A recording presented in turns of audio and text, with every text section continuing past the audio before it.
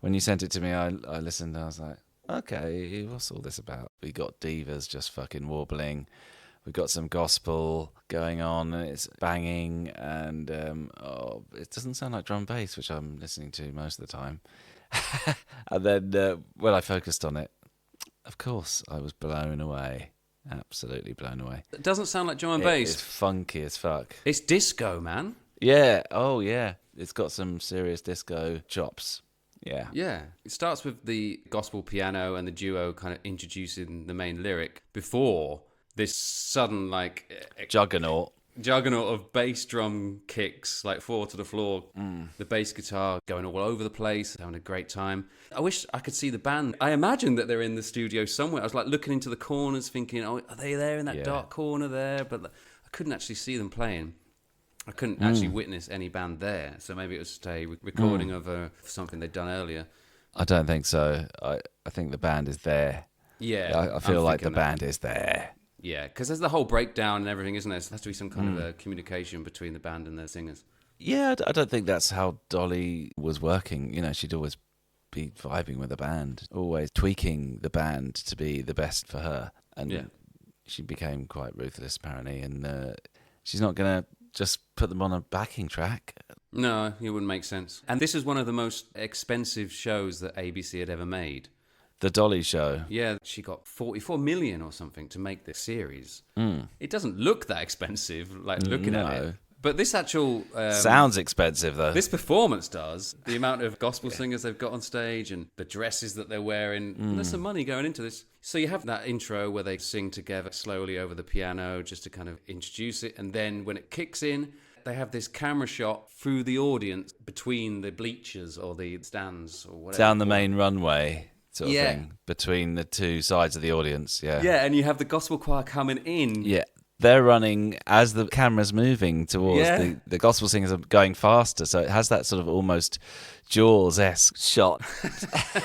Oh, you mean that kind of two zooms that go in the opposite way? The zoom and you pull back at the same, These gospel singers run in and they look like Jawas or something, just like streaming in, just like, oh, Houdini. And then there's these two Jedis suddenly in the middle wearing... Two Darth Mauls. Two Darth Mauls wearing identical kind of dresses, both with big fucking hair. Well, made by the same dressmaker, Tony Chase. Yeah, especially for the show. Well, yeah, he was their dressmaker, because they were... Well, we'll go into it later. They were with the same management and were working with the same people. And so they have these nearly matching dresses. They're both black and they both got lots of sparkles, stones. Sparkles, sequins or whatever. Sequins, yeah. Yeah.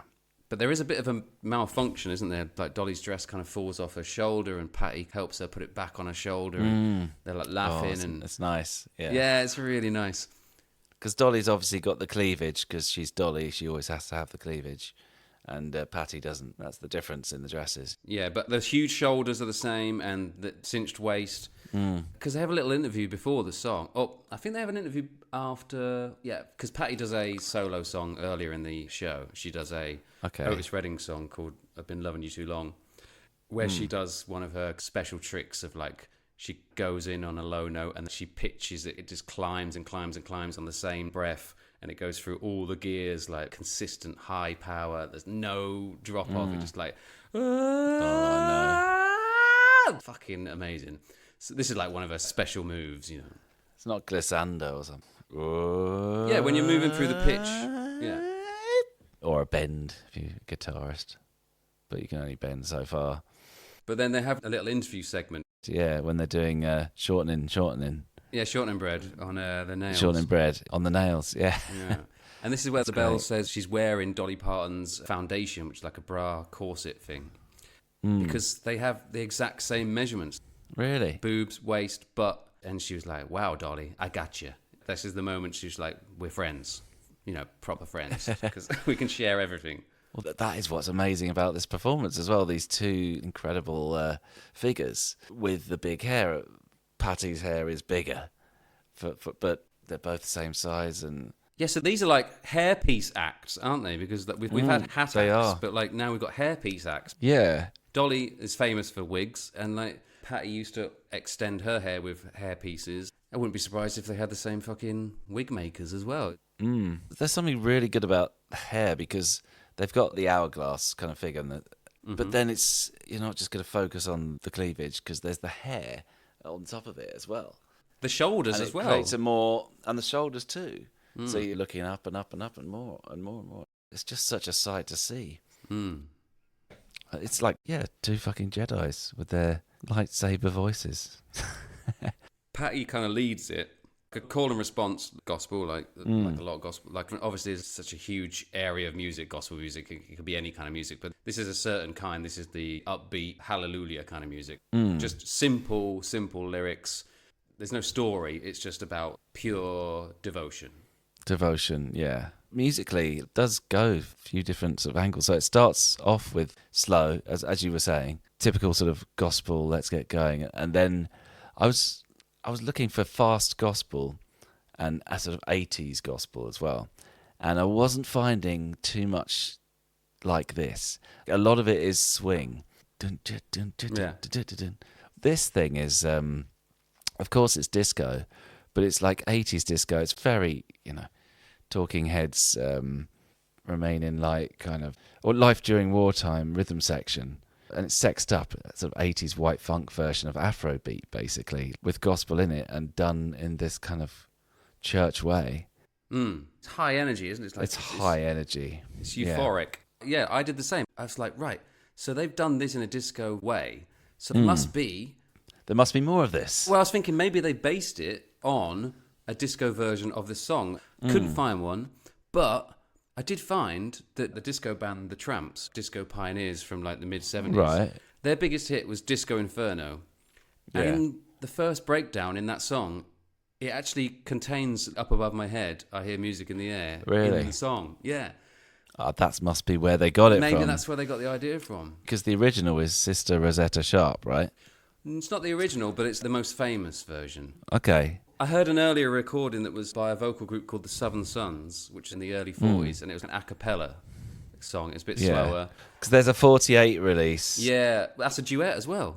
Yeah, that with Mary Knight. Yeah, and it's like a boogie-woogie version. It's totally boogie-woogie. Yeah. And that's brilliant. And I saw this performance of it by Rosetta, and she's fucking totally shredding the guitar. She's incredible. She's an incredible guitarist, fucking hell. Yeah. She's really good. And apparently Jimi Hendrix was highly influenced by her. And who else? Don't know. All the others. Well... Eric Clapton. Yeah. She did a tour, European tours in 63 and 64, and she came to Britain. Yeah. And there was a Granada TV special called The Blues and Gospel Train. It's fucking amazing. You can see it on YouTube. It's set on a railway platform. Sister Rosetta Tharpe is doing her blues and gospel songs, and I think Muddy Waters maybe have been there as well. And apparently a minibus was filled and driven from London especially for the show, and the passengers included Keith Richards, Brian Jones, Jeff Beck, and Eric Clapton. She was an early adopter of the electric guitar. She brought it as her main instrument, and she basically invented fucking rock and roll. It's fucking mad. All the shit that you're taught, it's mad. Or not taught, but you can learn through people talking about proper music. You never hear about Sister Rosetta Tharpe. It's like, no. Wait a minute, she was doing it before anyone. I know. I was reading down the comments, and they're like, I believe the birth of rock and roll is 1 minute 45 in this recording. And I was just like, okay, 1 minute 20, this is pretty fucking rock. And then 1 minute 45 is she's totally shredding Jimi Hendrix style, and it's like fucking hell. And this is from, maybe that was an early 60s performance, but it was already released. She gave Little Richard his big break. She brought Little Richard onto her stage when he was 15 to perform a song. And then Little Richard obviously went on to be one of the people that you would cite as early rock and roll revolutionary artists. But like, Sister was doing it first. Yeah. And we know nothing about her at all. I know. It's mad.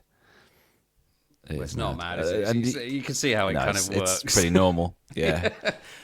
You can imagine why Dolly would choose that. Because she's also a woman in music who is often sort of dismissed as a boob joke with some songs. Even though you listen to Dolly Parton song like Jolene or whatever, and you go, fucking hell, the guitar in that is bloody brilliantly played, and who's playing is Dolly, and it's a fantastic song, but it's just a karaoke number by the big boob woman, Dolly Parton, her. Well, yeah. But this is an image that she took on and used as a way to get ahead. Yes, totally. She would just turn it and use it. Tit jokes are always handy for a cheap laugh, and she'll get there quicker than anyone. Yeah. She'll do it before the interviewer or the... she'll do it to her Yeah, audience. she always gets in there. And she gets it out of the way. Yeah. She knows how to manipulate the audience perfectly. With a little giggle, being humble, self-deprecating. She's just got so much charm. It's incredible. Total charm, yeah. Yeah, and she doesn't align herself one way or the other. She's a bit like the Queen. Not that I like the Queen much. Being nice to everyone. Slipping in her intelligence where she can. Not being really confrontational. Yeah, she never rams it down your throat. It just oozes out of her just by the way she guides herself through interviews. Every interview, obviously, is always going to talk about her wigs, her boobs, her kind of prostitute look. You know, they're always going to go there, and she knows. So she gets it. She just goes through it quickly, and then she's like, and she turns into saleswoman. And you see any interview, especially around this time, because she's just got Dollywood up and running. She has all these facts all in her head, and she's like, boom, boom, boom, boom, boom, boom, boom. It's open on this day, I want you to come this day, and then we have a special appearance. It's like fucking mad. She's like so fucking prepared. It's incredible. The interviewers don't know what to do. Like, I was listening to this Dolly Parton's America podcast. It's quite annoying, but this guy's saying, like, so I came with some questions because I want to get deep underneath and sort of say, you know, are you a feminist or are you actually supporting the male gaze with what you're doing? But couldn't actually ask any questions at all because she just talked for the whole 45 minutes and I was in rapture. She ate up the time. And she just eats up the time. And she won't shut up, like, and it's, oh wow, and it's just stories upon stories coming out, and then back to nostalgia. She never says, oh, we were poor, it was so bad. She's like, yeah, we were poor, but I was in the country, it was amazing, sort of thing. Yeah, and it's all this spiel, and there's stuff underneath it somewhere, but she's not going to be starting to talk about it. It's in her songs. If you find it in the songs, you find it there. Cool. And hats off, wigs off to Dolly. Wigs off, yeah.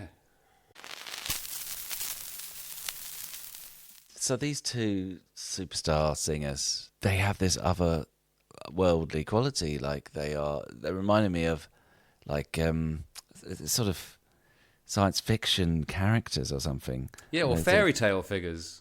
Fairy tale figures, obviously. In Dolly World, the train that goes through is called Cinderella. And she's obsessed with fairy tales. But it's also modern as well and like sort of futuristic somehow. Like J.G. Ballard. Go for it. In Vermilion Sands, the first book is called Prima Belladona. And it's about this little music shop which is full of plants and the plants sing. They have like strops and some of them have like 12-tone emotional storms.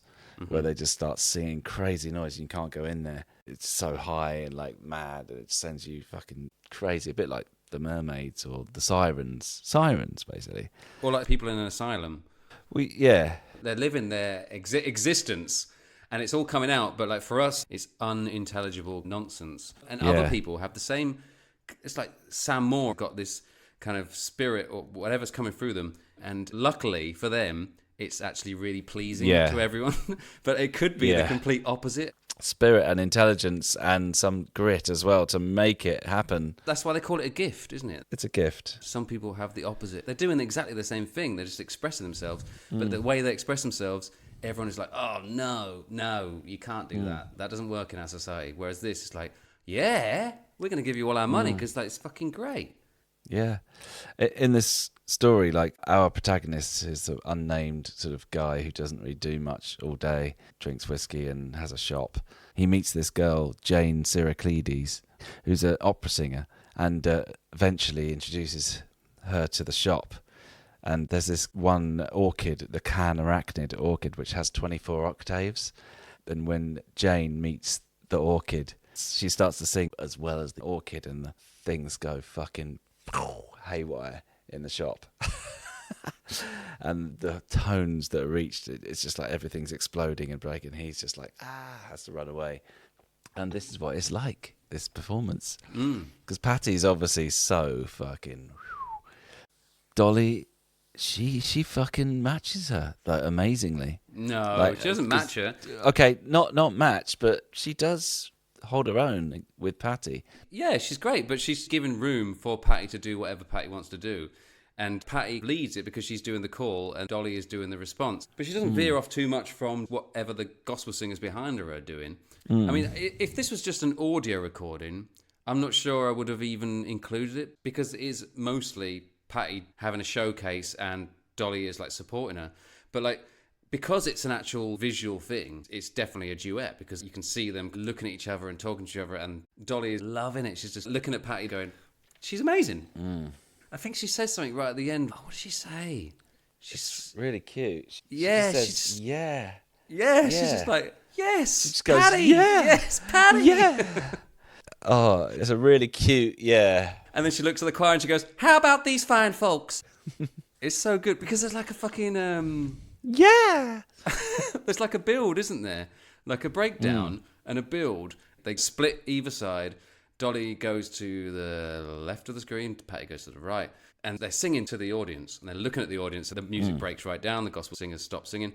And there's a camera on Dolly, and there's this nerdy white guy behind in like a shirt and tie and a members only jacket, just like writhing around, clicking his fingers like, yeah, yeah, yeah.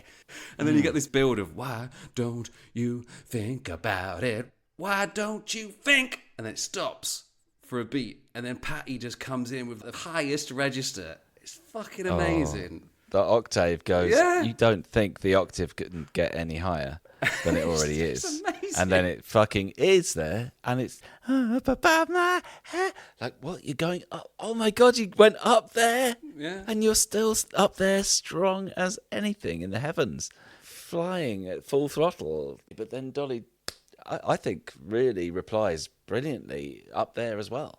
Yeah. Like, she doesn't maybe go quite as high, but I think she could. Yeah. She's absolutely coming straight back. Not as She's hard. not quite. But She's not quite as expressive a singer in that kind of way. different kind of singer. Her voice has always got such a wonderful quiver to it, like all the time. Always. And that is just enough to be like, yeah, because that's the question, that's the answer. Both are appealing, and both are like, oh yeah, that, oh yeah, that, oh yeah, that, oh, back and forth, back and forth. The quivery one going around here, and this strong, straight arrow, shoo, like torpedo, Patti, and Energy bolt. energy bolt, and then fucking Dolly like with a quivering kind of like fireworks splatter over it, whatever, Yeah. like a wagon wheel, whatever you could, not a wagon wheel, Catherine wheel. She's like a Catherine wheel around. Not a chocolate biscuit. Patti's rockets. Patti sends out the rockets. She sort of bursts them. I don't know. Yeah, it's a It's firework cool. display. Yeah, it is a firework display. You're It right. is a firework. It is a firework display. And then they cut out, and she thanks everyone, and then they go back for a fucking encore. It's like, yes, it's going to carry on.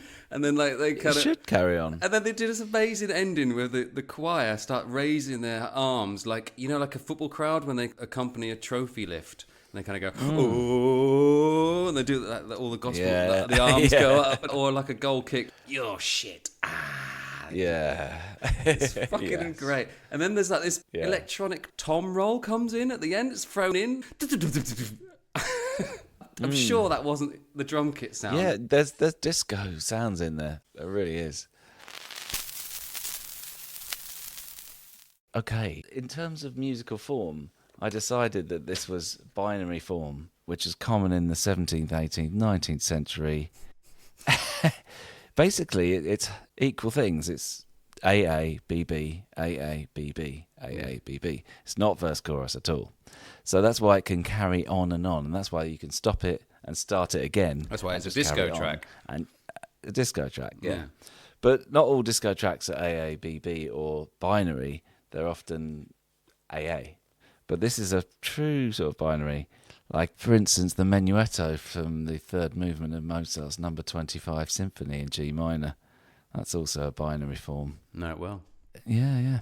Who doesn't? And I was thinking about other examples of binary. There's not that many. It's all about non-binary these days. Oh, yeah. Current, like it. And I thought, they're really stick in my mind when they're like this, and there's not that many. So much pop has a chorus. You tell the story in the verse, and it's longer, and then you punctuate it with the sort of summation of that in a chorus. Yeah. And you repeat something, and it's more like double down on it with the shorter the and chorus. Repetitions. Double down, and it's just a message. And then make it more concise, maybe in the chorus. More concise. Yeah, you sort of sum it up, and then you go back to then there's a story, and so much pop music is like that. Except for it just made me think of Wire, Eardrum Buzz that I remember going on about to you, and it just feels so different because it's like one part, dun dun dun dun dun dun dun dun, dun, and then part B. Dun, dun, dun, dun, dun, dun, dun, for the same amount of time as the first A, and then back to the dun dun dun dun dun, and it can carry on forever as far as I'm concerned. If there's no beginning, there's no end. Yeah, there's just two very quality parts, and they perfectly complement each other, and they're sort of very equal. Like Another duet, one is like Honey a duet, Power. like that works for like a duet. It's a duet song structure. The song form is duet, which even before you actually bring in vocals and everything, the form itself is duet form. Performer A and performer B, and you got A-A-B-B. A-A-B-B. Yeah, exactly. Yeah. Oh, Susannah by the Byrds, but it's more like there is vocals in one part and there's just guitar in the other part, but it does the same thing. Right. I just always love hearing that thing, binary, and I was like, oh, this is one of those. You don't hear them much. This is one of those. So A part is unison, really. Up above my head. They're both kind of riffing together. Yeah. And then B is, oh, I believe. I really do believe. So then it's question and answer within B. It's like provocation every time, like, oh, I believe. But how much do you believe? I really do believe. No. I really do. It's the But how much do you believe? No, I really believe. It's the pulpit, isn't it? The pulpit is saying, like, do you believe? Yeah. And everyone's going, yes, we believe. And he's going, do you really believe? And like the congregation are saying, yes, we believe. Yeah, come on. You really believe? Yeah. And it just gets more and more affirmative till it becomes so fucking positive. You cannot see any fucking wood for the trees. And then there is a sort of C at the end of the B part. There's a God somewhere, which is a bit of a completion, I admit, so it isn't quite in keeping with total binary form. Also, somewhere is the most ambiguous word in the whole thing. Like, there's a God somewhere. No one's sure where. It's not in heaven. Yeah, or there's a God there, as in there's a God above my head. And also, up above my head, I hear music in the air. So it's what's above the head is music. They know that much. Yeah. But they're not saying God's up above my head. Yeah, but music is made by us by God. For God, or is God making the music? God's given the gift. It's the music of the spheres. The gift, yeah. Yeah. It's the spheres, you know. Whatever's up there that we believe is God. Like, that's where music is happening. And then they have this bit that's like, actually not in the Sister Rosetta Tharpe version. Like the, why don't you think about it? And it's like, are we treating the audience a bit like idiots? Like, why don't you think about it, man? If you think about it, it's there, you know? Why don't you think about it? Why do we need to think about it? You've given us a good enough reason that it's there. Like, we're totally on board. It's another provocation, isn't it? Yeah, I'm thinking about it. I'm fucking there. Why don't you think about it? I'm fucking thinking about it. I am. I'm fucking on board. No. Why don't you think about it? No, I am. I'm there. The band. Do you know who the band are? No idea. I tried to find out. I looked at the band from her 1987 albums. Rainbow and Trio. Yeah, well... Trio with Emmylou Harris. How do you say it? Emmylou. Emmylou Harris and Linda Ronstadt. Yeah. That was a big seller. Was it? Yeah, that was like a platinum album, and it got the Country Music Awards for Album of the Year. And I can imagine it's selling better than Rainbow, the other. Well, that's the thing. That sounds a bit shit. Well, Rainbow... From what I heard. The thing is... Dolly at this time, I think she'd moved to LA way before, and there was a bit of snotty kind of like, oh, she's gone all Hollywood and LA and whatever because she's moved away from Nashville. Yeah. And she moved record companies from like RCA she'd been with for years, and she moved to Columbia, and they thought, right, okay, what we can do is we'll do one country album and then we'll do one pop album, or the other way around, or whatever. So they went first with a pop album, and it was a failed experiment, basically. Right, it didn't do well, the Rainbow. No, it did terribly. I mean, the only good thing about Rainbow is that it has a really good duet with Smokey Robinson on it. Called I Know You by Heart, and the video is fucking incredible. It's like a cardboard cut-out scenery world, and there's a harmonica solo played by a British bulldog. That's got to be good. Yeah. I've got to see that. Check that out. I've got to hear that, really. I would love to. I was going to say, like, the similarities between these two. There's a lot of similarities. Number one, both godparents to huge pop stars, initialed MC. Really? Okay. Do you remember Patti LaBelle, who she's a godparent of? Yes, I do know that, but I can't remember. MC. Miley Cyrus. No, that's Dolly Parton. Sorry, that's Dolly Parton, his godmother to Miley Cyrus, yeah. No, who's Patti? Mariah Carey, of course. Yeah, we are. Oh, another similarity? Both had number one duets with identikit silver bears. So you had On Your Own, we talked about this last time, Patti had On Your Own with Silver Bear, Michael McDonald. Yeah. And then you had Dolly Parton in 1983, Islands in the Stream, with Silver Bear. Kenny Rogers. Kenny Rogers. Thank God. Of course, yeah. Both gay icons. Really? Oh, completely. These two. Fucking hell. Kenny Rogers, gay icon. No, these two. Oh, these two girls. Dolly and yeah. Patti. Of course they are. Yeah. Not the Bears. Yeah. Both very vocal during the AIDS crisis. And very supportive of the gay community. And they both had a manager in common, which was Sandy Gallin, who was a manager that specialised in gay icons, in divas. Oh. He was the manager of Streisand, Cher, Mariah Carey later. He was a manager of Michael Jackson. He's a mega manager. You know when they talk about footballers like top players, he's like a top manager. You know, he's top manager. Yeah. Yeah. Him and Dolly Parton made a production company together, and they made documentaries about the AIDS crisis and stuff like this. Really kind of well-received stuff. Right. But Sandy Gallin, like, he's a funny guy. I listened to an interview with him, and he kind of claims responsibility for Dolly Parton's crossover. So back in 1977, she had a crossover hit with Here You Come Again. Oh, yeah, I know. Yeah. Yeah, sounds like a Carpenter's song or something. Here you come again. Yeah. Yeah. Dolly didn't want to do this at all. According to him, she said, a monkey can sing this and have a hit with it. And she was afraid of being seen to be turning her back on country fans going all pop. Right. So Gallin said that he bet her it would be a country number one, it would be a pop number one as well. And if not, he'll keep out of all her future musical career decisions. Yeah.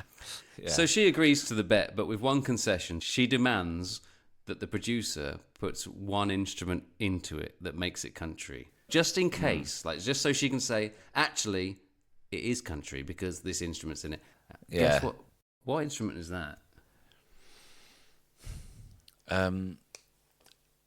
It's like guitar. Oh, steel guitar. Yeah, you got Steel guitar. Yeah, because I remember that. I can hear that in that song. Yeah. Shit, my brain does work. Yeah. Yeah, it does. So Sandy goes on to say, and of course the record was huge, number one for weeks and weeks and weeks, both country and pop. Well, country, yes, it was a number one, but it was only a number 3 in pop. So he's, don't let that get in the way of right. No, don't let that get in the way of a good brag. You know. Yeah. So she kind of won because it was the country chart that really took it up. Yeah, the country because of the steel. As soon as there's steel in there, it makes it fucking country. Yeah, it's straight like a off. stamp. It's a country tune. Yeah. She's like, no, I need to put that steel in because I know that twists their head and just goes, country. Yeah, it's like a kind of... it's an ear road sign. Yeah. Like pointing to Tennessee. It's fucking smart. So I guess he did continue to have influence on her career because the way he says it is like, yeah, it went to number one in both charts. It didn't. So he's lying. Yeah, so I wonder if she was like, well, it only went to number 3 of the pop charts, so you're not involved in any more decisions musically. But the way he tells it, no, he got it all right, of course. Sure, she would have let him off. She's gracious. He must have been, I guess. He was one of Michael Jackson's management contingent, which I think was like a huge amount of top entertainment managers. We talked about Rosie Gaines had to leave Epic because she was like, oh my God, nothing gets done because everyone's fucking working for Michael Jackson. Yeah. And apparently it happened because Whoopi Goldberg was with Sandy Gallin as well. She sacked Gallin because she's like, no, I can't get anything done because you're just worrying about Michael Jackson the whole time. Yeah. The Jackson vortex, just sucks everything else up. Apparently in 1993 on the Dangerous tour, the night before the sexual abuse scandal was going to hit, like Sandy Gallin knew that this was going to come out in the papers the next day. He says no one else knew. Apart from the papers, yeah. Well, yeah, he knew. But Michael Jackson was kind of protected and I guess... Did he know? I don't think so because listen to this story. Yeah. There were a big gig on this Dangerous tour and Gallin had scheduled a post-concert meeting with an Asian entrepreneur, a guy who brought lots of American brands to Asia, like McDonald's, like Wendy's, like Kentucky Fried, all the fast food franchises, Calvin Klein, fashion houses, all stuff like this he'd brought into Asia. And so he was there to discuss ideas to build a Neverland theme park in Asia somewhere. So he finished his show at about midnight. Jackson kept them waiting for like 4 hours after the show. So it's like 4 a.m. He was just sort of chilling out, playing trains and stuff with kids. Exactly. Just relaxing. And like, it's about 4 a.m. and they're all let into his room and they bring their architectural presentation and all this kind of stuff. And just as they're about to begin, a 9-year-old in pajamas comes from another room and just like sits on Michael Jackson's lap. And then 20 minutes later, the boy who just sat on his lap, his 7-year-old brother, comes in, wiping the sleep away from his eyes, and sits on Jackson's other knee. Now Sandy Gallin, knowing that this story is going to break the next day, has like 45 people presenting this Neverland theme park to like Jackson and 2 kids. Yeah. And he's like, fucking hell, the papers are going to be downstairs at 5:30. The phone is going to start ringing. I've got to get out of here. I've got to get Michael back to his room. I've got to get these people out of here. Oh. Of course, that was the end of Neverland as a theme park. But Neverland is a theme park for kids, though, isn't it? And like that's just where he lives. I mean, it's for like. But it has lots of kiddie things in it. Like only for invited guests. For kids to visit. Invited kids. Yeah, it's not like a paying-in theme park that they wanted to build. Like, because Gallin has just done Dollywood with Dolly Parton in 1986. Yeah. And this is later on, he's thinking, we could do the same thing with Michael Jackson. So he's getting all these fucking power brokers in from Asia and, like, spread shit. It's not working out. So we talked about Dolly being in a trio. And around this time, in 1986... Patti LaBelle was in a trio also. Really? Yeah, she was in a trio with Gladys Knight and Dionne Warwick on a TV special called Sisters in the Name of Love. And it was a kind of concert, and they performed trios and solos, but unfortunately no duets. Some would sing solos, and then they'd all sing together. It's a really good show. They have bits in between the songs where they're chatting around a kitchen table, talking about their insecurities, and it's really nice. Really, really good watch. But the thing about Patti LaBelle, and she mentions this a few times in her autobiography, is that she has to deal with artists telling her to rein it in. You'll understand this because you've had this thing with Patti LaBelle where you thought, whoa, that's too much. Yeah. And other artists have had this as well. So when she did this trio, apparently Dionne Warwick pissed off a lot of people. Well, apparently Dionne Warwick stopped one of the songs and was like, Patti, I should put it. I have to do it in a Dionne Warwick.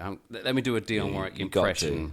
Yeah, because she was like a renowned smoker. She smoked a lot, and she had this really husky voice. So I'm gonna try and do Dionne Warwick. Can't wait. Cannot wait for this. I've just had a couple of fags to prepare myself. Just get into it. Yeah. Okay. It's like, Patti, we're gonna do it one more time. Do you think you can tone it down some this time around? And Patti was like, she says in her autobiography, you could have knocked me down with a feather. Here I was, singing my heart out to make the show a smashing success. And, as hurtful as it was, I didn't feel confident enough to say, no, this is how I do it. So I just said, yeah, no problem. But I was crushed and I had to go to a room and cry. And then apparently it happened another time. Dionne did it in front of everyone that was there, all the production staff of whatever program they were doing. And she just flipped a lid. She turned into Priscilla. She says this time, Priscilla. You remember I told you about Priscilla, her kind of more feisty side? Yeah, I remember. And she's like, I've had it. Don't tell me another time what I can and I cannot sing. I'm only trying to do my best, and if the best is too much, that's not my problem. Oh. Apparently, James Brown did it to her before, shut her down and said, like, no, you can't sing like that. You're taking too much of the spotlight. But, like, what can you do when you've got that coming out of you?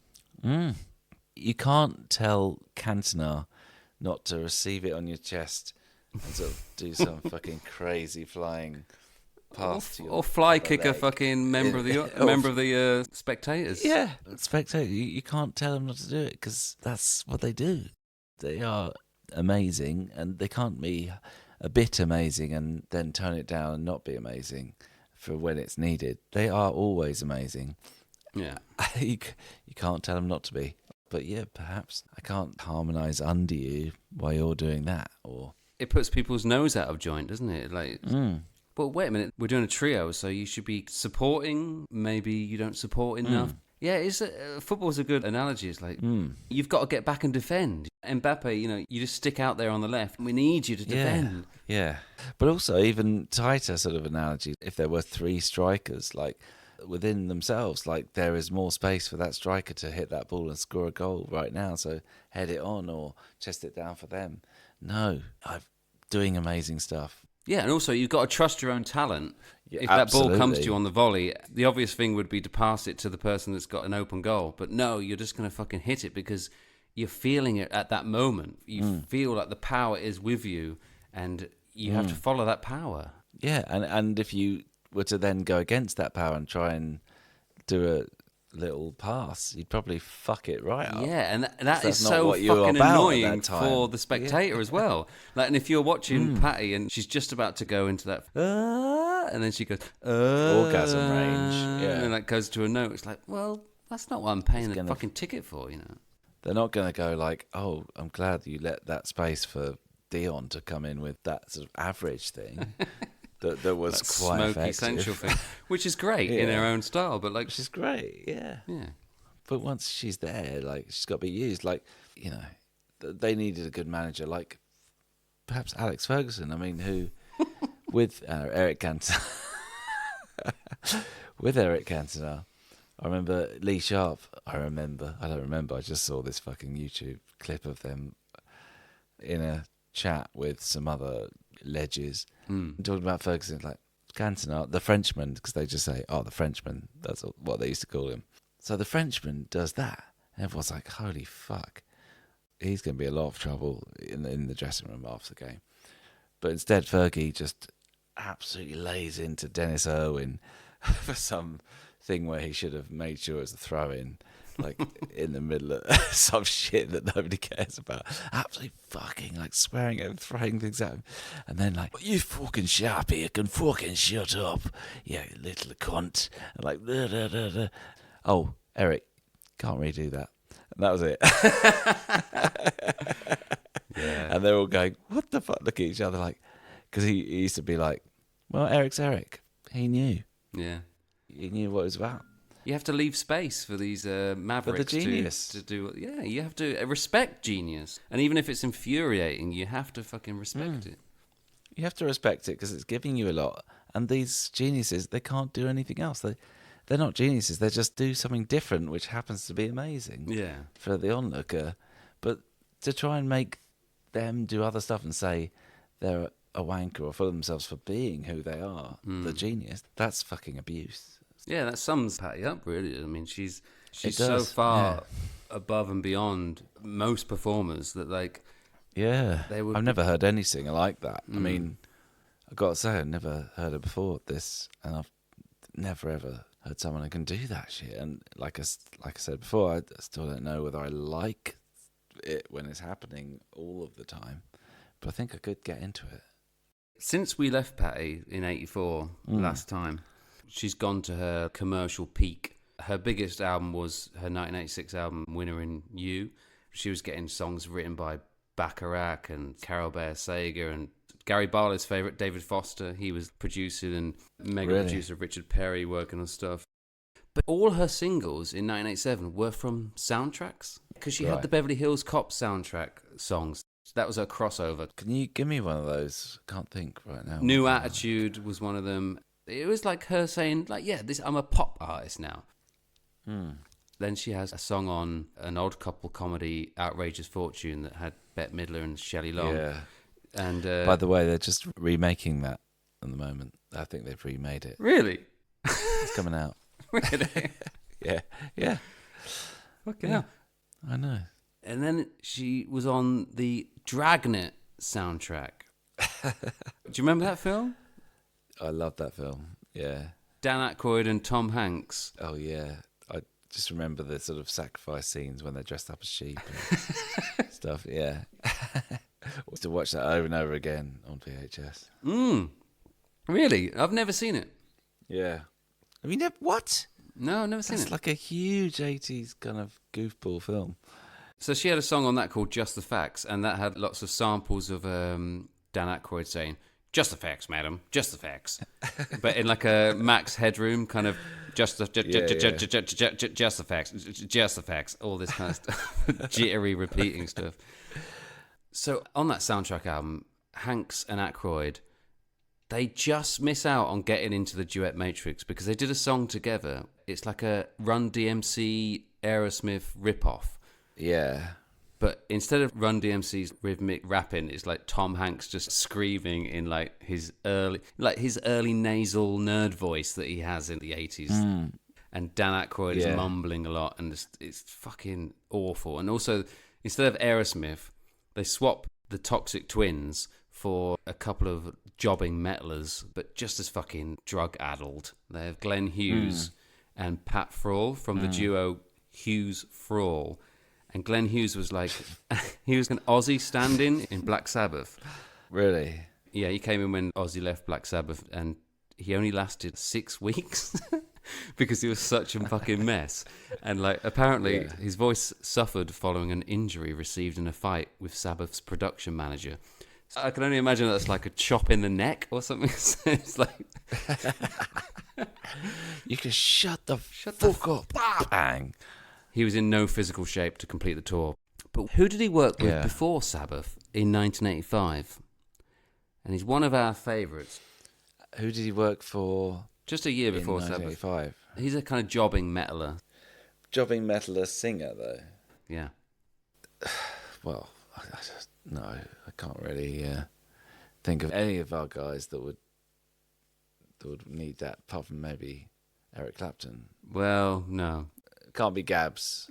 In January 1985, Glenn accepted Gary Moore's offer to add vocals and bass parts. Of course it was Gary Moore. I should have given that more thought.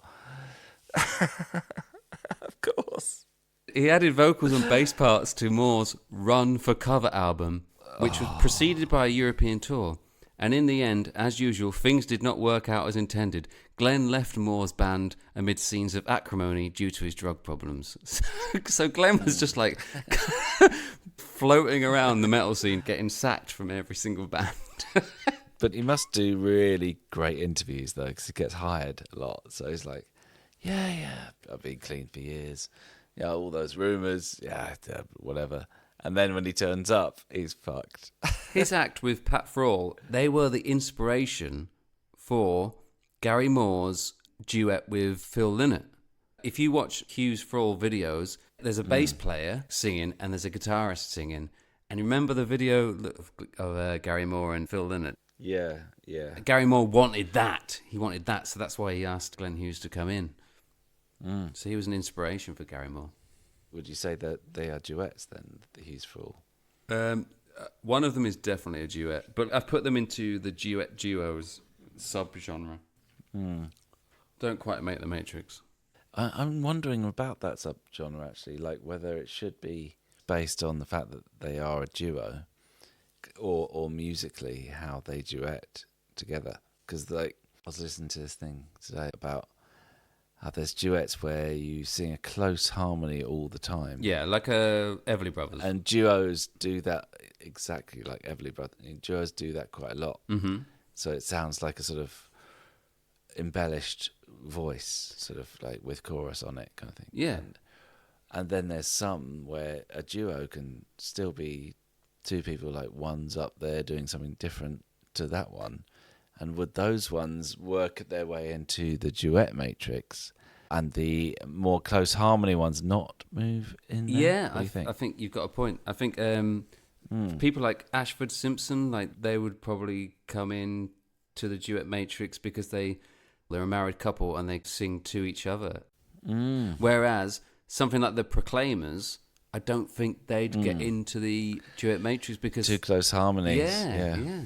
And the voices sound too similar. And they're about sounding similar. Yeah, even though you can class it as a duet, sure. Well, you could, but, you know, who's doing the classing? We're doing the classing. We're doing the class. That's the thing. We've got to work this shit out. I think if it's the same line with the close harmony, it's not a duet. Although that's going to be difficult if it's two different people meeting together and doing that. There's one I found today, which was Dolly Parton and Boy George, and he sings the first verse on his own, and then she comes in, and then she's, for 2/3 of the song, she's harmonising with him. She never has her own lead vocal. And so, like, I just can't put that into the Matrix. It just can't. That's interesting, though. I think it should get in. Yeah. Actually, it did get into the Matrix because there was a live performance where they're both there and they're introduced as two stars together. But if it was this is what I thought about this song. If this was just audio, I don't know if it would actually fit into the duet matrix, but because it's a show and because they're two people up front and you can see them, it really differs. I don't know. I think it should. I mean, that's very interesting. Like, I can't unsee it now. But I think even if you did just hear it, it's enough. They're doing different things. Yeah. And they're two different characters. And they're joined to do this. I definitely think it's a duet. Is it two people giving different sort of opinions on things and two different narratives of a story? No. Two different characters within a narrative? No. It's none of those things. It's purely musically a duet because of the character they put into their performances, as opposed to any narrative with the lyrics. Yeah, it's funny. This one has totally departed from the normal analysis that we put on these songs of, they are interacting. They are interacting, of course they're interacting. It's call and response, for fuck's sake. It's more interacting than a lot of the duets we've done. But like, I think because there's a gospel choir singing the same thing at the same time as Dolly Parton, that's the only thing that would make me think, well, it's not. That's more of a kind of support, I'd say. What, Dolly Parton's role? Yes. You mean? Yeah. Yeah, at points, but at other points she is doing stuff which is answering full force what Patti's doing. So there's a back and forth between these two stars, absolutely. And I think you'd hear that as well. I don't think it's just watching it that makes you realise that. So anyway, this is time to say goodbye to Patti. Oh, God, really? Oh, yeah. Well, obviously. But like, as you say, she's a big supernova. She's a key star. We'll get back to her one day. Like we said last time, she had the most duet combinations. But since I've been looking into Dolly Parton, well, Patti has just shrunk in size.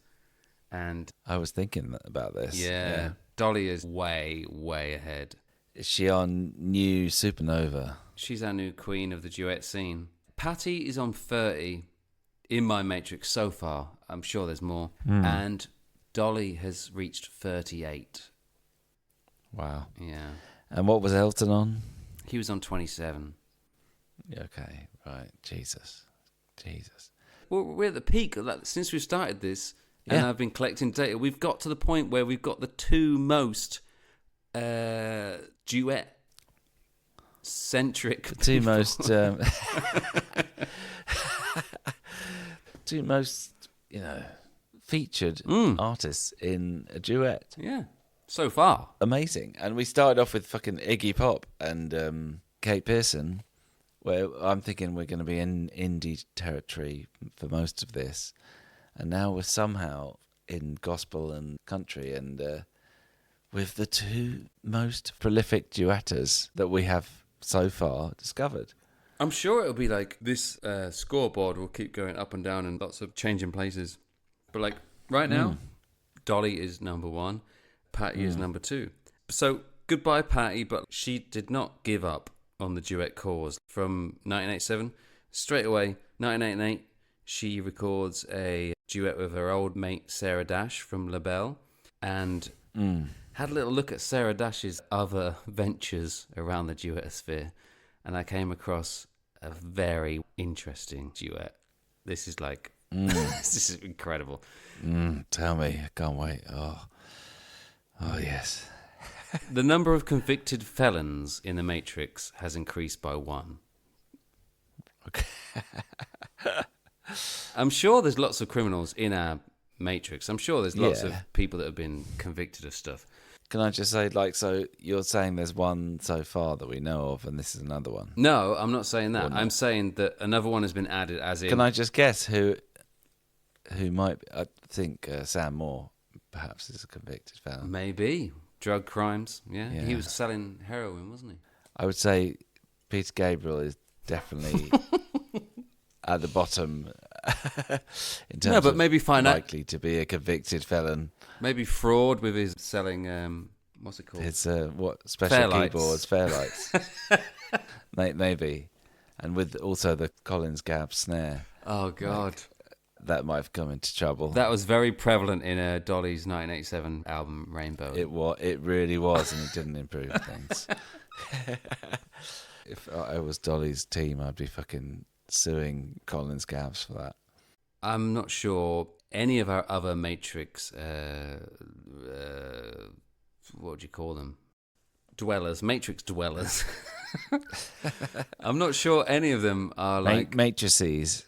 Are currently serving time. Okay. And I would say, without a shadow of a doubt, no one in our duet Matrix, other than this person, has a projected release date that is in the 22nd century. Hey. Really? Oh my God. So we've got a fucking psychopath in our midst. Oh yes. Oh. He's believed he's got the most charges against him for child molestation in the whole of the USA. Oh my God. And other criminal acts. So he's on death row, is he? Or just in prison till 38? No. 2119 is his projected release date. How many years is that? Well, it's hypothetically, it's 35 years after Douglas Quaid goes to Mars in Total Recall. Okay. Well, I'm still no clearer. He's not just got charges for a bit of child molestation. No, also he's got RICO and he's got what's RICO again? Racketeering and corruption, basically. Okay. He was a cult leader. Right, Charles Manson? No. He shares a name with a prolific Manchester United striker from the 90s.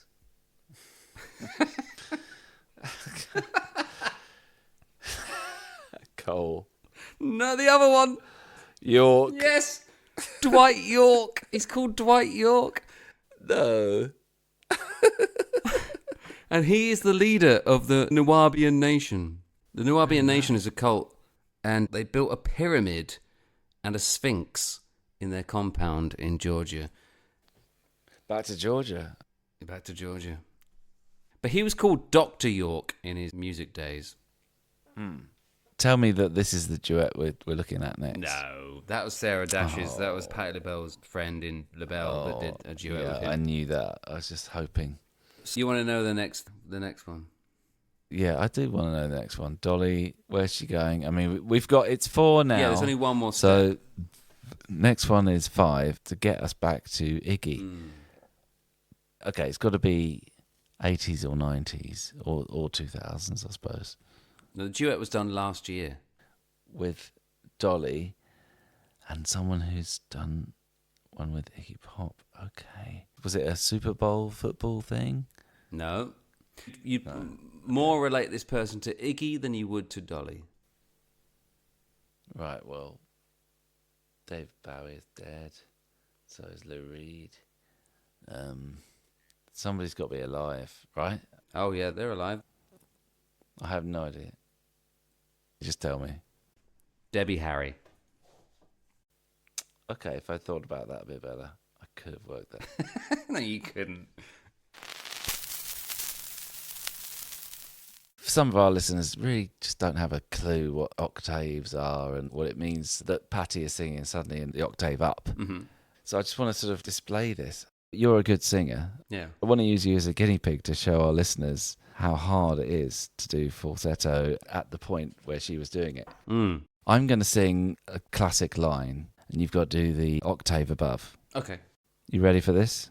This monkey's gone to heaven. This monkey's gone to heaven. You've got to try and get it in tune. So, this monkey's gone to heaven. That's an octave above. Okay. This monkey's gone to heaven. You've got to try and get it in tune. What about Moon River? Okay. Moon River. Don't give up. Mm-hmm. Don't give up. Get it in tune. It's such a perfect day. Yeah. It's such a perfect day. It's such a perfect day. La la la la la la bamba. Okay. La la la la la la la la la bamba. Can you go? La la la La la la la la la. la la la la la bamba. La la la la la bamba. La la la la bamba. La la la la bamba. La la la bamba. La la la bamba. Just to show how good Patti LaBelle is. Yeah. Patti LaBelle's a good singer, but like I was, well, You've got to try and get it in tune.